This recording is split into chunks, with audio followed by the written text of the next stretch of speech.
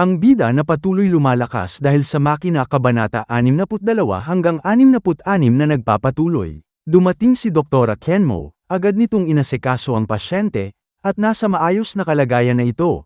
Tinawag naman siya ni Vice President Koasi, napansin naman niya ito. Pinag-usapan nila ang mga babayaran nito sa kanya. Masyado daw mahal maningil si Doktora Kenmo, sabay tinawag niya ito. Ang kapatid niya daw ay may sakit na kapareho sa gaynamit nito. Kung ang tinutukoy daw ng ating bida ay ang mutant runaway syndrome, sumama daw ito sa klinik niya dahil doon nila pag-uusapan ang bayad.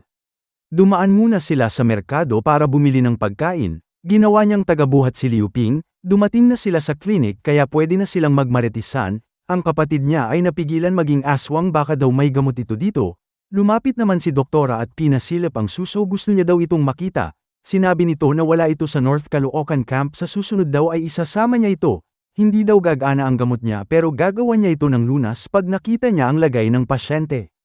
Hindi niya daw ito madadala dahil may misyon siya bukas sa makalawa na lang daw at pareho pala sila ng misyon ni Doktora Kenmo. Hindi siya siningil ni Doktora sa pagkonsulta nito dahil niligtas daw siya nito. Bumukas ang pinto at tinatawag si Doktora, ng mga batang namamalimes sa lansangan.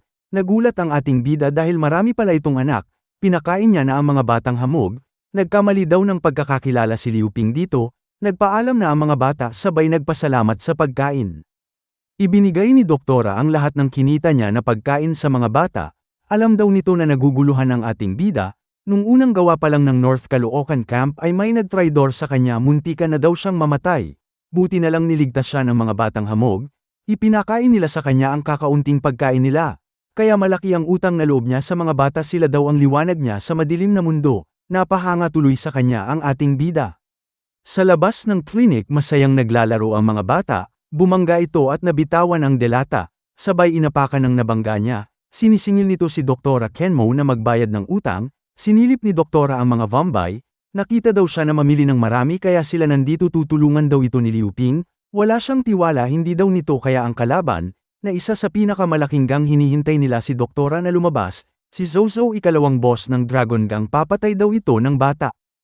Nagulat tuloy si Liu Ping, kilala pala niya ito, nagpakilala siya na isang master ng tigre, at nagbubuhat din daw ito sa gym, manahimik daw ang mga atabs niya, kaya lang daw siya natalo dahil natatay ito at ninakaw daw ang kanyang kaliwang kamay na bakal, tinapak ito ng ating bida sa likod, at nagkita silang muli, nagulat tuloy ang matanda sa kanya, nagsorry ito kay Liu Ping, nagkamali daw siya at hindi na mauulit, sabay bigla niyang inataki ang ating bida.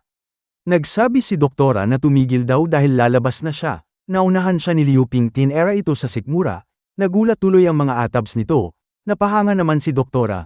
Binalaan niya sila na wag nang babalik dahil siya na daw may hawak ng lugar.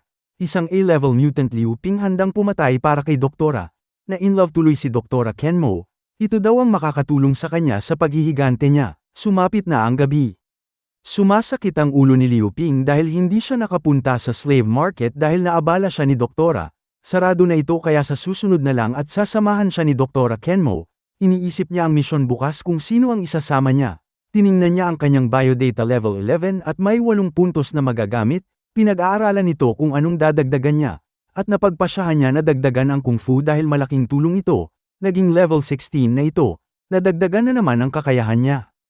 At oras na para ayusin ang kamay na nakuha nito sa matanda, sinimulan niya na itong ikabit sa kanyang kamay, at natapos na ito naging level 3 kamay na may patalim, napakaangas daw niyang tingnan sa rank B na patalim sa kamay, sabay bumili siya ng baril case system para kay Lee Sin, matutuwa daw ito pag nakita ang regalo nito sa kanya. Dumating na si Lee Sin mula sa portal at binigyan ito ng baril, natuwa naman ito dahil may bagong baril siya, niyakap niya ang ating bida at pinakain ng suso.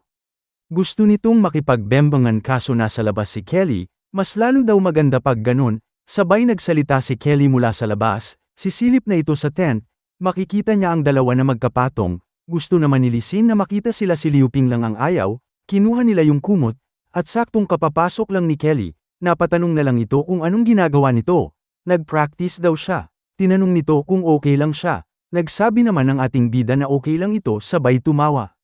Masyado daw magkadikit ang mga katawan nila, napatitig siya sa malaking kokomelon nito, at nakaramdam siya ng paninigas.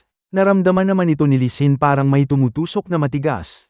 Masyado daw marupok ang ating bida, sabay ginanahan si Lee Sin sa nakatusok sa kanya. Hindi niya na kayang pigilan ang libog niya, napatanong na lang si Kelly kung anong ginagawa nito sabay nagsimula ng magkiskisan yung dalawa, nagsabi na lang ito na kukunin ang computer. Naisip ng ating bida na kapag pumunta si Kelly sa gilid nila ay mahahalata nito ang sanib katawan nila ni Lee Sin, hindi daw ito maganda kaya nag-iisip na siya ng paraan. Pinilit ng ating bida na umikot paarap kay Kelly, lalo tuloy na sarapan si Lee Sin sa pagkakapasok, nagkaroon tuloy ng pagdududa, bakit daw ito biglang humarap sa kanya? Naninibago daw ito kay Liu Ping, lalo na ang kamay nito na parang pamilyar. Pagkatapos ay hindi niya na ito pinansin sabay dinaanan niya lang. At sinabihan niya na lang ito ng matulog ng maaga dahil may lakad sila bukas. Sa wakas daw nakaalis na ito, sinabi naman ni Lee Sin na ituloy nila ang naputol na ligaya. Sabay pumaibabaw na ito, pinigilan siya ng ating bida dahil may importante silang gagawin. Magpigil daw ito dahil may misyon sila bukas kailangan may lakas sila at palalakasin ito ang damit ni Lee Sin. Pumayag naman ito, sabay hinawakan siya sa bewang, hinilot ang damit gamit ang kanyang kakayahan. Nasarapan si Lee Sin sa ginawa sa kanya, tinanong ni Liu Ping kung anong pakiramdam nito, talagang sinasadya daw ng ating bida na pag-initin siya, hindi na ito nagpapigil at nagpasibak sa sarap. Kinabukasan handa na ang grupo ng ating bida sa misyon nila.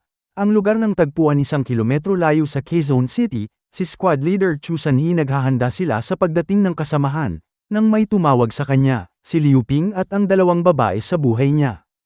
Hindi daw nito akalain na ang tropa niya ay membro ng Mutant Association sabay naghawak kamay sila, may tumawag sa kanya mula sa likod, napatanong na lang siya bakit nandito daw si doktora nagpakilala naman ito na doktor siya ng pamahalaan at naghahanap ng medisina.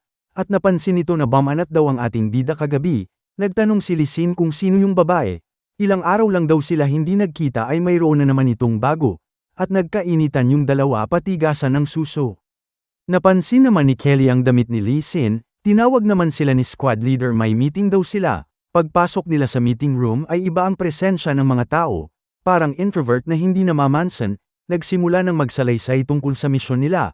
Mag-imbestiga daw sila sa nawawalang tao ng pamahalaan sa Quezon City, pinagsamang bounty hunter, military at mutant association ang puwersa nila. Pagkatapos ay naghudyat na ito na aalis na sila, sa Quezon City walang katao-tao. Dumating ang puwersa ng pamahalaan kasama ang bounty hunter at grupo ng ating bida, nakakapagtaka daw dahil masyadong tahimik ang lugar, may mga dugo daw pero wala ni isang bangkay, papasok na sila sa mga bahay-bahay. Kailangan daw laging alerto huwag magpavaya, malamig na daw yung kape kaya hindi na masarap, pinapatabi sila ng lalaki, huwag daw silang paarang-harang sa mga bounty hunter sa likod daw sila dapat, at nanguna ang mga bounty hunter sa paghahanap ng tao.